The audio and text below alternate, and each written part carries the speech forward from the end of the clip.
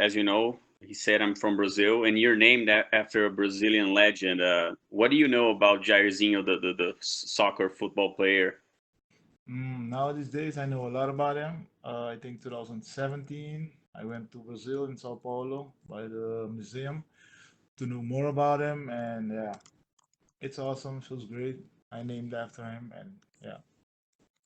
And what can we expect from your fight against Dos Santos? My performance will be phenomenal. Um, I have to set something straight with myself. I feel good. I have a great camp, and I'm gonna go in there and try to get my hands raised again.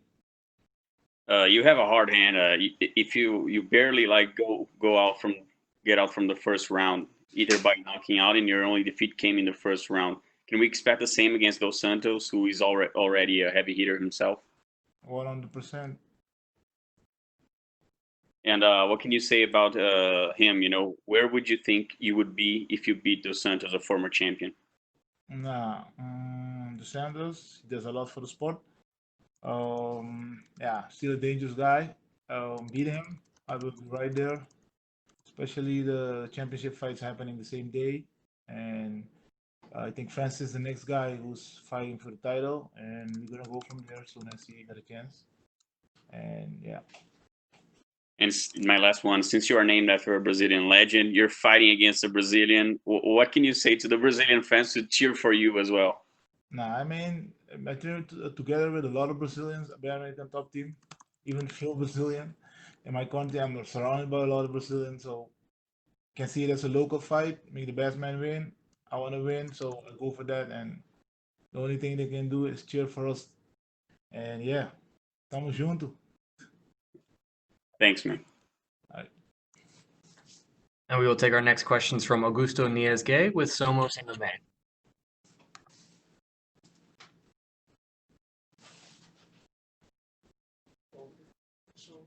Augusto, please. Oh. Augusto, please go ahead. Your line is unmuted.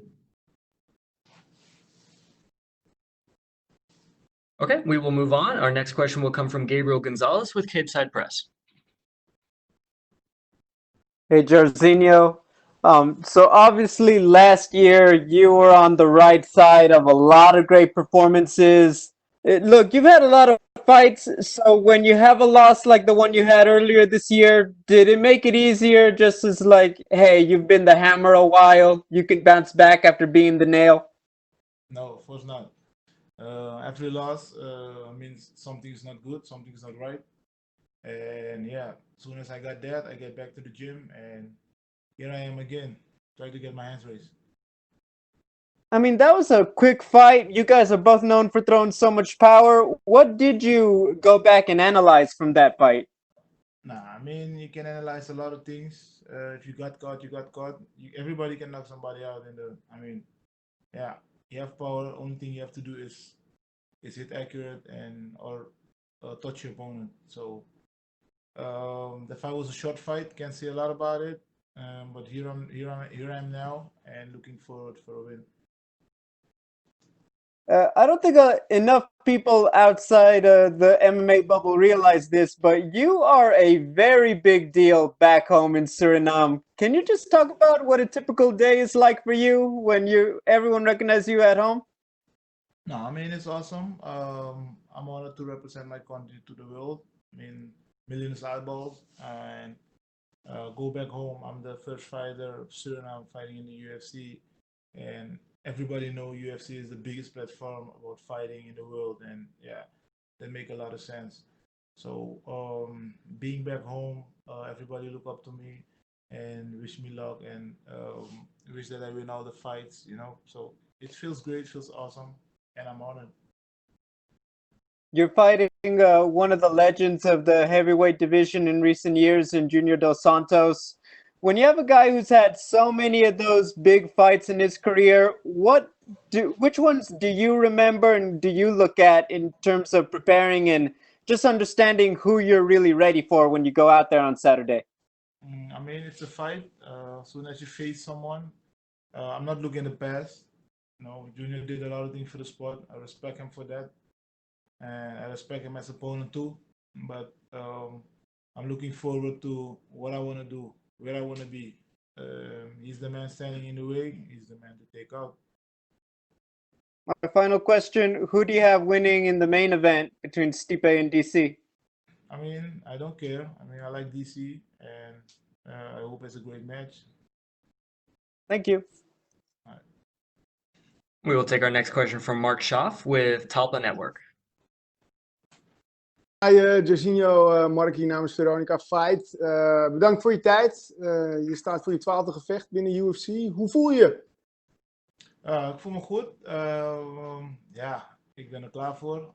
Mijn laatste wedstrijd is niet gegaan zoals we hadden gehoopt.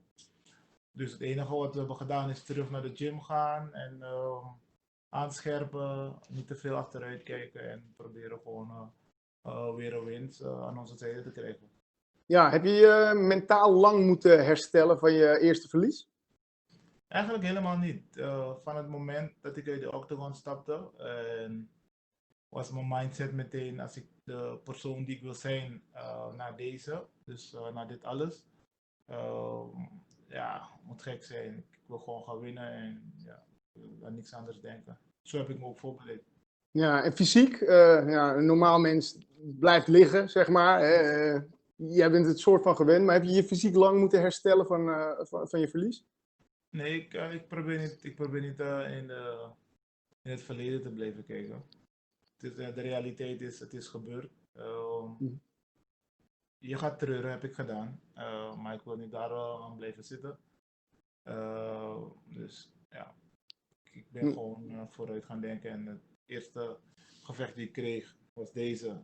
En het is een grote kans, dus ik zeg er geen nee tegen. Ja, hoe is het voor jou om tegen JDS te vechten? En, ja, bijna een legende. Ja, JDS, hij blijft gevaarlijk. Heel interessant, hij is een allrounder fighter. Ja, ik ga gewoon sowieso van mijn beste kunnen. Ik heb me goed voorbereid, ik voel me goed. En ja, ik ben ready. En ik probeer gewoon weer winst aan mijn zijde te hebben. Ja, jullie zitten in hetzelfde team. Hoe goed ken je hem? Ik ken hem niet zo goed. Ik denk dat hij een van de eerste personen was bij de gym toen ik daar aankwam. Om het te verwelkomen. Ik ben blij dat je bij ons team bent gekomen. Ik heb nooit met hem getraind. Ik zie hem bijna elke dag. Meestal als ik klaar met trainen. Als ik eruit ga, komt hij net erin. En ja, dat is alles wat ik van hem, dus wat persoonlijk betreft. Ik ken hem niet anders. We hebben samen getraind, niet echt worden uitgewisseld. Hij had je wel voorgesteld om te gaan sparren, toch?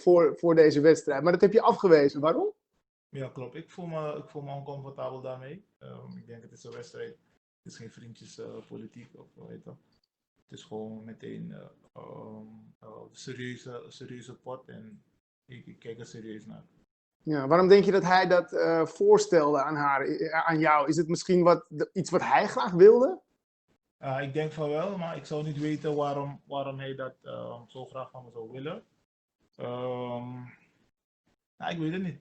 Ik denk dat er misschien iets anders erachter zit. Misschien niet negatief. Ik denk dat zoiets zou verkopen bij de UFC, ook buiten de UFC. Twee vechters die zeg maar moeten vechten, die sparen gewoon elke week 1 keer.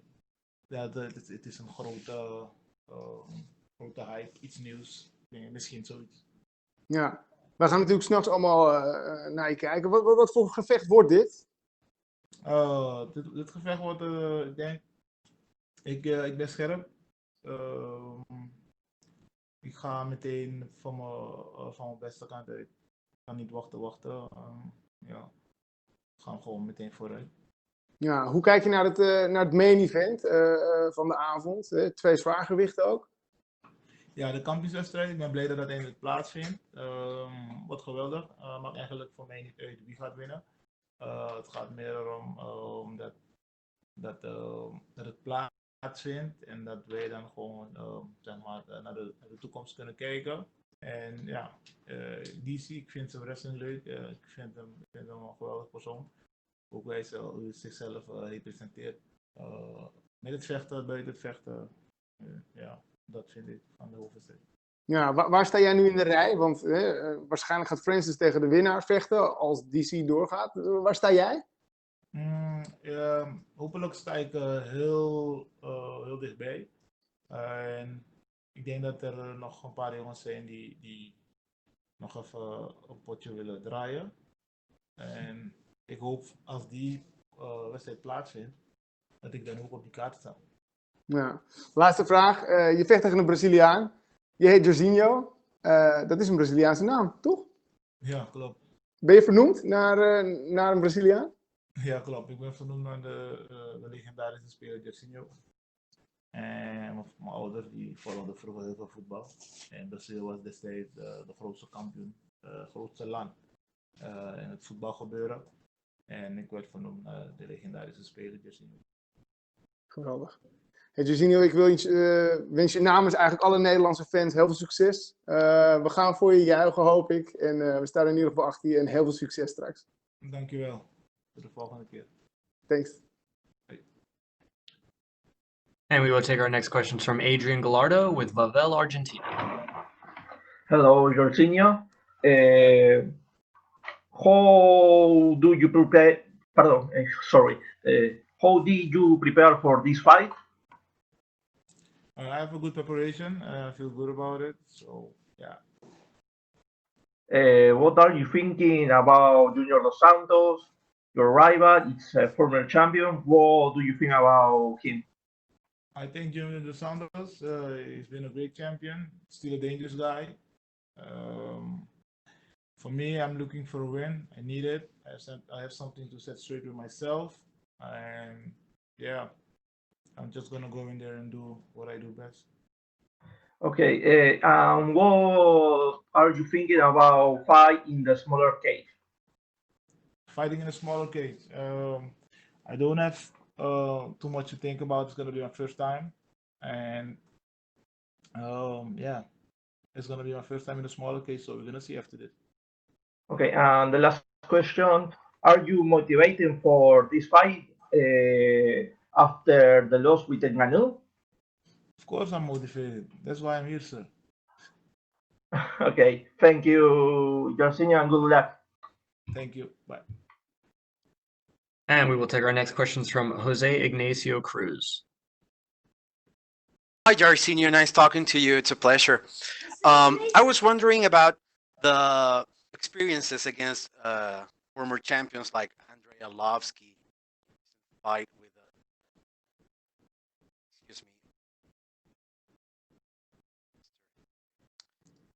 Sorry, Jose, your microphone cut out a little bit. Can you repeat that, please? Can you hear me right now? Yeah. Yes, of course. I'm so sorry. I was just wondering about the experiences against former champions such as Andrei Arlovsky and Alistair Overeem. How do you feel about that experience, and what do you carry from those experiences? What are the lessons that you get from that? I mean, it feels great for every victory. My experience was most with the fight with Leicester. I've been there in the octagon for 5 rounds, almost 25 minutes, and that's my longest time I've been in the octagon. Yeah, it's a lot of experience. Can't name all of it, but it feels good, and it feels better that you're still in the fight. I see. About your preparation, how does all this COVID situation affected your training camp? Can you elaborate on that? No, at first it was difficult because I was traveling from my home country back to the States. Then we got stuck in the Netherlands, me and my coach, and we called the UFC and they fixed us a waiver. And first I have to come because my coach couldn't come because he didn't have a work permit yet. And then my management, first on management, and the UFC put work into it and they got it fixed. He just got here the last 2 weeks of the fight, and now, yeah, everything is perfect. I feel good, and yeah. Final question, sir. How do you feel about your matchup against Junior Dos Santos? Do you think it's going to be a rock'em sock'em kind of fight, or you're going to take a more wary approach? What's your feeling about that? My feeling about this, I mean, it's a fight. Junior's still a dangerous guy. I train good. I have a good camp. I feel good. I feel great. I'm looking for a victory. I'm just gonna go in there and show my best side, get my hands raised again.